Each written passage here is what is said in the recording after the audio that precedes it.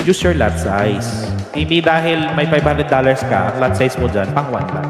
If you're using a shadow technique right now, you're really gonna follow na. Kaming natututo ngayong gabi. If your capital is 500, use a cent account. Kung gusto mo mas mababang mo.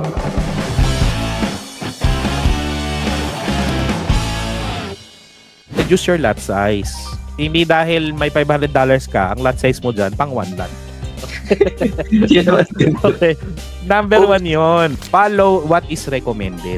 If you're using a shadow technique right now, you're really gonna follow na. Number 2, start entering levels, not just using shadow technique alone. Yung shadow technique na level 5 is for basic.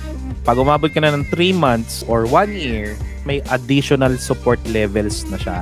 In other terms, confluences like support and resistance, moving averages, Fibonacci, Ichimoku Cloud, maghahanap ka na ng other confluences. Meaning, yung level 5 na sinasabi natin, kahit historical pa yan, you have to look for another confluence before entering the level 5. If hindi ka pa talaga nakokontrol yung drawdown, huwag ka muna gumamit ng standard account.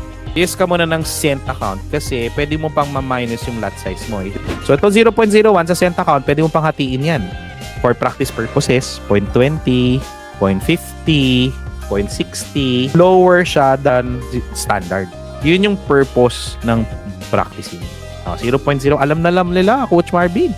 Kaming natututo ngayong gabi. If your capital is 500, use a cent account kung gusto mo mas mababang drawdown. Pero kung standard, ang ginagawa ko, 1,000 per 01.